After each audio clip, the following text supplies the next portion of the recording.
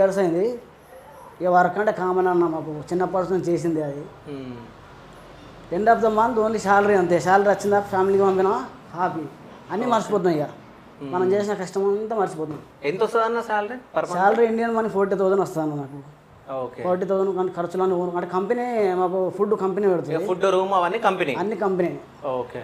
కానీ మన చిన్న చిన్న ఖర్చులు ఉంటాయి కదా, అవి పోతే 40,000 ఇండియన్ మనీ 40,000 అయితే మిగులుతుంది నాకు. ఓకే. ఇక్కడికి మంత్లీ మంత్లీ ఎంత పంపిస్తారు? నేను 40,000 పంపిస్తా. ఓకే. నేను ఎక్కువ ఏమో అక్కడ ఖర్చు చేయను, బయట పోను, ఓన్లీ వర్క్ రూమ్ అంతే. అయితే నేను ఇంటర్వ్యూ చేసినప్పుడు కూడా మస్తు బాధపడ్డది అక్క స్టార్టింగ్. మా వైఫ్ చాలా అర్థం చేసుకుంటున్నాను.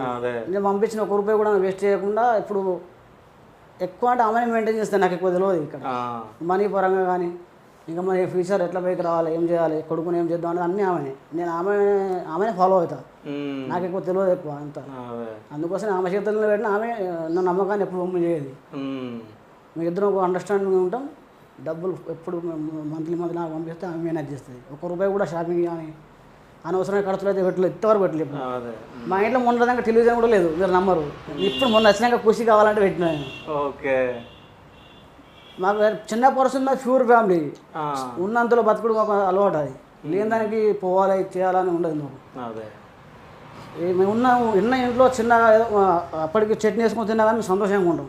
మాకు ఎందుకంటే కష్టాలను చూసినాం కాబట్టి పెద్ద ఇట్లా హైఫైగా బతకాలి, కోరికలు అప్పు చేయాలి, ఈఎంఐలు పెట్టుకుని బాధపడి అట్లా లేదు మాకు. కానీ ఉన్న దాంట్లో మేమైతే కలిసి ఉంటాం. మాకు ఇద్దరు మొదలు ఇప్పుడు పెళ్ళి దాదాపుగా 16 years అవుతుంది. ఒక్కసారి కూడా మాకు గొడవ జరిగింది లేదు, మిస్అండర్స్టాండింగ్ వచ్చింది లేదు. ఓకే. నా మాట నాకు గౌరవిస్తుంది, ఆమె మాట నేను గౌరవిస్తాను. అంటే ఇప్పుడు 16 సంవత్సరాలు అయింది పెళ్ళి అయింది. పెళ్ళి కాకముందుకు మీరు వెళ్ళేసి వచ్చారా, లేకుంటే పెళ్ళి అయిన తర్వాత వెళ్ళడం జరిగింది? పెళ్ళి కాకముందు పోలేదు. ఓకే. చిన్న ఏజ్లో 21 years పెళ్లి చేసుకున్నా. లవ్ మ్యారేజ్ అయింది. అంటే మా అత్తమ్మ వాళ్ళ బిడ్డ ఆమె. నాకు ఫస్ట్ నుంచే ఇవంటి ఇష్టం. అంటే మీ క్యారెక్టర్ మంచిది అన్నట్టు. ఎప్పుడైనా స్లో, బాగా ఓపిక. మనం ఏమన్నా కోపం కొద్ది ఏమన్నా అన్నా కానీ అరిచినా కానీ మళ్ళీ వెంటనే మళ్ళీ మర్చిపోతుంది. మళ్ళీ విత్ ఇన్ 5 minutes 10 minutes లోపల మళ్ళీ మాట్లాడుతుంది. ఏం కావాలని చెప్పి ఏం చేయాలని మనసులో పెట్టుకుని అట్లా చేయదన్నట్టు. అందుకోసం నాకు చాలా ఇష్టం, కావాలని చేసుకున్నాను పెళ్ళి.